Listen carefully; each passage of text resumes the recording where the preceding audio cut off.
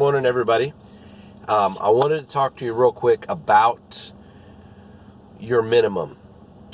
And what I'm talking about is, what is your minimum when it comes to servicing a property? Now, it could be whether you're an arborist or you're a landscaper and, you really focus on mulch and planting and, things like that. Or if you're a hardscaper or lawn service or tree trimming, whatever it is that you do. I'm talking about your minimum. So, in the very beginning, when you start your business, you definitely want to pick up all the business that you can. You're just, you're grabbing this one, you're grabbing that one. This one's 30 minutes away. It's a little cheaper. All right, well, we're going to get that one too, because you're building, and that's so important. But as you get into business and as you get into a routine and you build your equipment and you build your crew, or if it's just you by yourself like me, you get very efficient in everything that you're doing. You're in and out real quick. You got the right equipment to do an excellent job, low maintenance, whatever it is, and you know your way around where you're getting on the roads. So when I started business over 2 years ago, I was living in another town, and I was wanting to start. I wanted to move back where I had moved from, and I wanted to build my lawn business here. So I would wake up at 5 o'clock and load up the trailer, and I get to my first property at 7:30 in the morning, and that's 2 hours of drive time. And just to cut one property or two properties, in the very beginning, it was just like that. And and then once I moved back here, in about 3 or 4 months from that time, then I started to service a wide area. I would travel, maybe 10-15 minutes kind of north, east, or west of me, but really not south. And I didn't want to go that direction. And now, 2 years later, I'm doing 5 miles from the house, and that's my cap. That's it. So your minimum now has changed. Maybe you don't cover a distance so far, and really you want to. We're covering two things in this conversation: your minimum of what you want to charge, and then try to create route density closer to your shop or your home or wherever it is that you load up all your stuff. So moving right along, let's jump forward. Let's say you got all your properties within a few miles or 10 minutes, 15 minutes, whatever it is of your area, because you may live out in the country, so you may have to travel a little bit, so that's a little different, okay? But once you get a tighter group of where all of your dollar figures are, your dollar signs, once you get that into a tight group, then you have what I like to call your minimum. You're not going to go, let's just say lawn cutting. You're not going to go cut a lawn for anything less than a certain amount. I was talking to a guy the other day. He's been doing the business 5 or 6 years. He says, "Oh, my minimum is like 25." And I'm like, 25? And he's cutting the same size properties I am. We're talking, 5 to 9,000 square feet properties. That's with your house right on there in the driveway and everything. So you're really cutting a little less than that on grass. And I'm like, $25, man, it'll take you, 30, 40 minutes to do that by yourself, depending on the size, how much trimming and edging and mowing and stuff you got to go around, things like that. That all matters. And I said, oh, okay. And I asked him how many properties he has, and he says he's got about 175. I said, okay, wow, well, you take 100. Let's just say these are weekly, okay?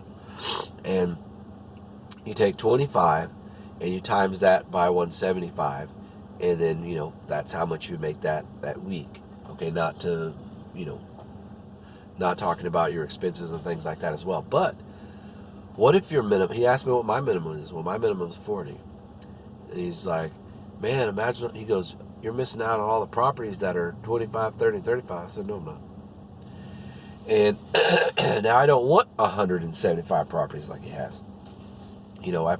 I just plan on doing all this by myself for however many years, and then we'll just go from there. I can't see the future. So, so now for me to get my equipment out and for me to go do a property, even if it's next door to a property I'm already doing, it's $40. I don't care.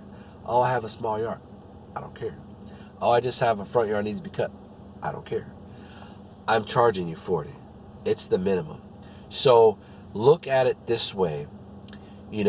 For a plumber to come out to your place, or for an electrician or an AC repair guy, all these common repair guys that we use, there is a minimum, and that's called a service charge. So they charge that. Now, most of them don't charge that. All they do is they add that into the fee later, by higher prices on the services or something. But it's in there, trust me. So they have a service fee, whatever that amount is. All right, we're going to come out, we're going to charge $110, take a look at your AC system, and then whatever is wrong with it, I mean, obviously something's wrong because you called us. So whatever is wrong with it, then we have our repair bill to that. And we'll take that 110 or that 100 and we'll apply it to that. And so most people are like, oh, okay, great. So when I go out to do a property and, I walk the property, or if I get a phone call and they say, well, do you service, what areas do you service? I say, well, I cover a lot of areas, but some areas within that area I don't cover. So the best thing to do is send me your mailing address or send me your physical address, and I will look it up on Google Maps and I'll tell you if I service that area or not. Because there's some areas I do not want to service. You go right across the street and I'm fine with that area. So, but in that conversation, I say, okay, well, just to let you know, my minimum is $40. It could be higher, but it won't be less. So my minimum is that. It covers mowing, edging, trimming, and blowing off the grass. Anything like tree trimming, lawn bed or flower beds or bush trimming, that's all extra on that kind of stuff.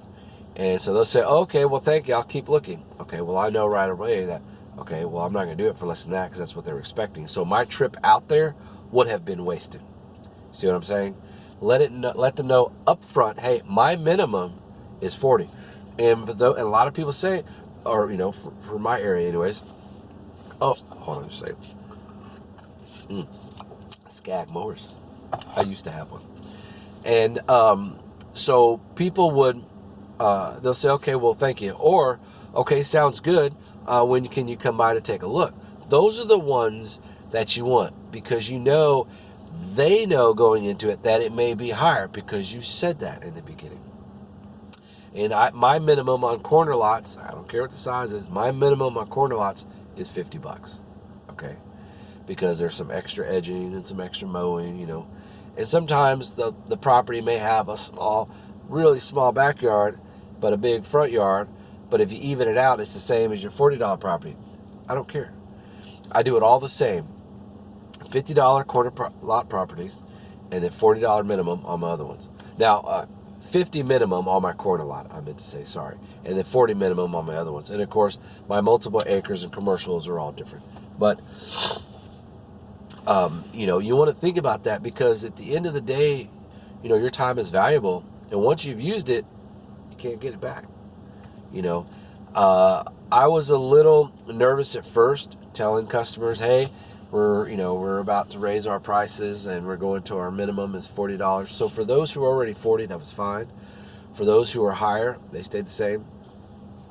For those who are 35, 30, and 25, some of them, well, the ones that were 25, they didn't want no part of that. Ones that are 30 didn't want no part of that. Oh, wait, I did have a couple that were 30 that went to 40 that was fine, and some that were 35 went to 40, and then some of the other ones just trickled off and went away. And that's fine. So now you could be making, however many properties you cut in that day. If you have if you have 20 properties and a third of those are $25 and you jump up to 40 and you don't lose any of them, but you jump up to 40, that's a lot more money, man. So that is, you're looking at $15 more, a third of, well, if you have 20 properties, let's say half of them are 25, okay? So half of them are 25, so you got 15 times 10, however many that is, extra that you're making. You haven't traveled any change in your distance or your route. You haven't changed any equipment. You haven't changed any personnel you're using. You haven't changed the time that you're doing. None of that has changed. You're now getting more money for your time, okay? And as long as you're providing great service and you're communicating with your customers every time you go out there, and they feel a good connection with you, like they can just talk to you. You're just like a neighbor or someone they know at church or work or whatever. They're going to stick with you on the prices. And it takes time to build that, to build that reputation starting from the bottom. And, but so think about that when you're out there and you're mowing. Some companies go up their prices every year. Okay, well, that's fine. There's nothing wrong with that. There's no right or wrong to any of this stuff. It's just learning as much as you can to figure out what works for you in your area with what you're doing and how you're doing it. So figure out, it's better to write it down on paper, what is your minimum? And don't be afraid to ask that customer. Be like, man, I really don't, if you're going to a property and you're like, dude, I hate this property, man. $25 is not enough for this, or $30 is not enough for this, too much time. Guess what? You've already admitted to it. You need to raise your price. So some people's minimum is 65, whatever, it just depends what your minimum is, what size properties you're dealing with, these types of things. And also on my Ferris mower, both my Ferris mowers, I need exactly 37 inches of OD diameter, outside diameter, to make it through the gate. If it doesn't make it through the gate, I don't cut your property. I don't even do the front yard. I don't care. I don't touch it at all.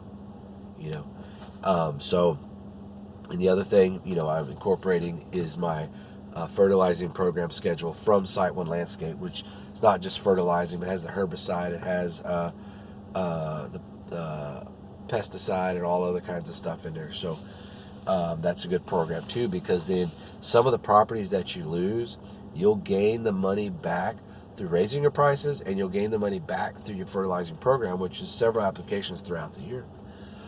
So anyways, I hope that helps. Just kind of think about, how do you want to make more money? What is a smart way to make more money without doing anything different?